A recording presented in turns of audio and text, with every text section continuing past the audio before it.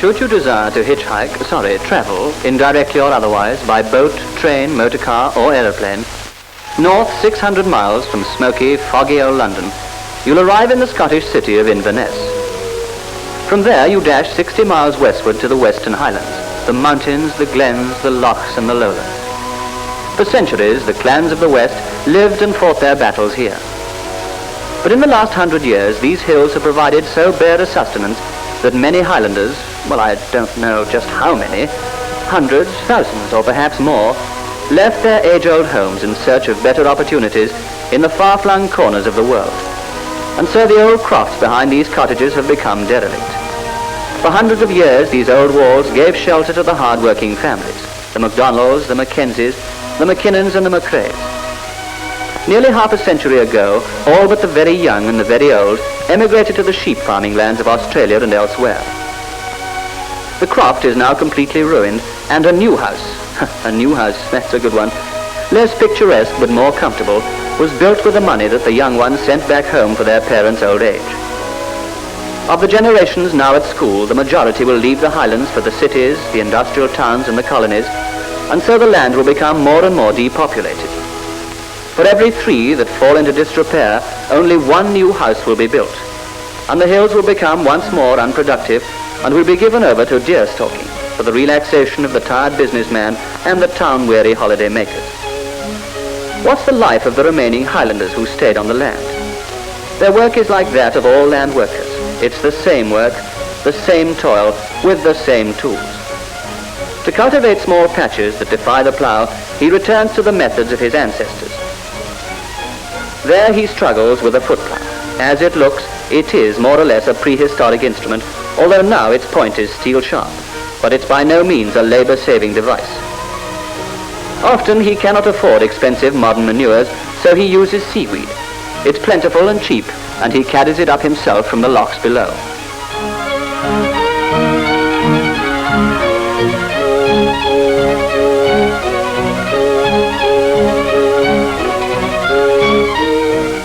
If you had spent your childhood in the Highlands, one of your strongest and earliest associations would have been the sweet smell of burning peat, for nearly all the fires are of peat, which can be dug in all the marshy moors. It's quite a family affair too. One of the men cuts the peat with a special knife-sharp spade. It is handed out to be laid in rows to dry for several weeks till it's ready for stacking.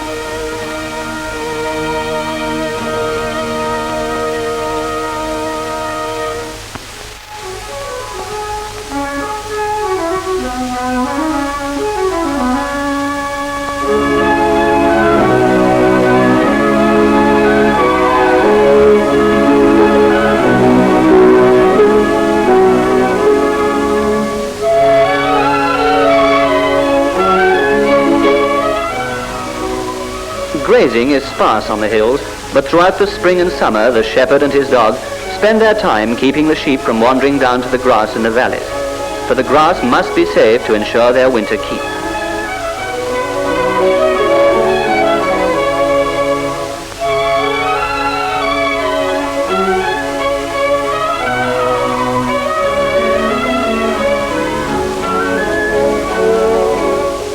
From the wildest and most remote hills, golden eagles are still found. Although the eagles attack and kill stray lambs, these killers are by law protected. Strange, isn't it?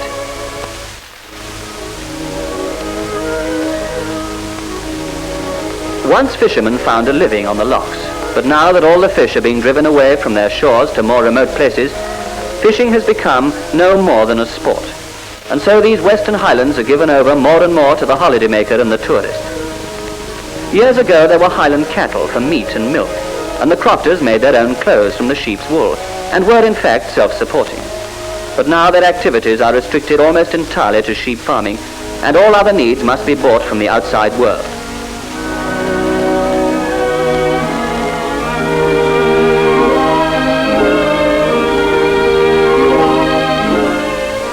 Three trains a day to and from Inverness skirt the coast, and these not so modern locomotives make light work of this 1 in 60 gradient on the single track between stations.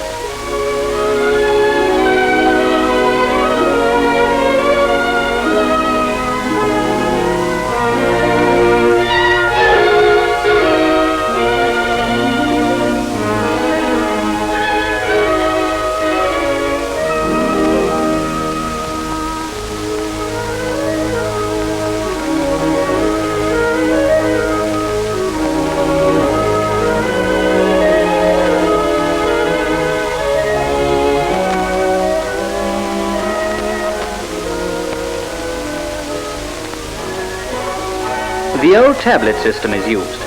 The train cannot proceed to the next station until the driver has exchanged tablets with the station master.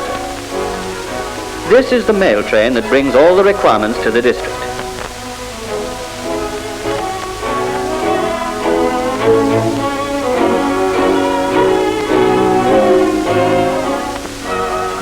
It's miles to the nearest market, and livestock travel by train too. You go yourself to post your letters, collect your parcels, and like it.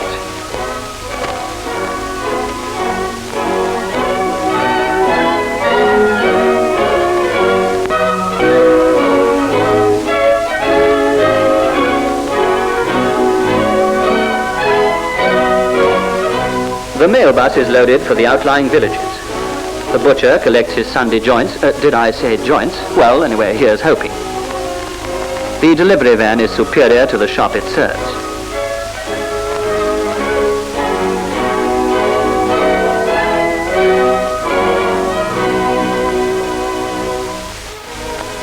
The train, like Old Man River, rolls on to deliver and collect from the other towns along the coast. It's a long, hard grind round hairpin bends to 2,000 feet up, but it's a longer and harder grind delivering letters to all the outlying keepers' crofts.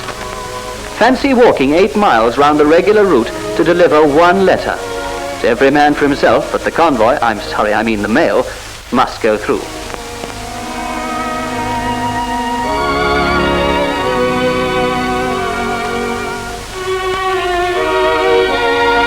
It's a hard life, but it's God's fresh air, scented by the purple heather and the bracken.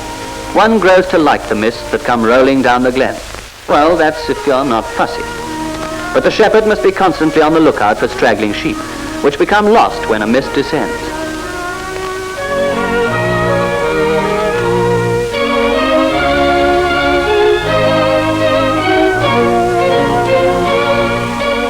Yes, this is the driving Scotch mist.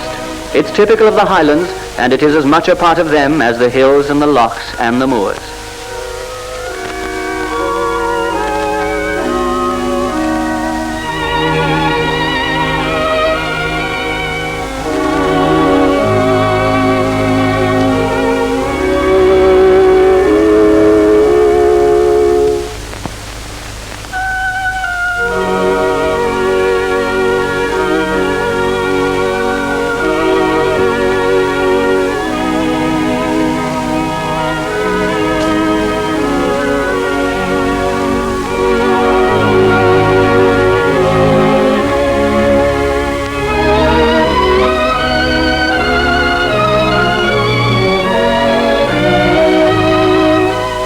These are the Western Highlands, and these its people. The MacDonalds, the Mackenzies, the McKinnons, and the McCraes.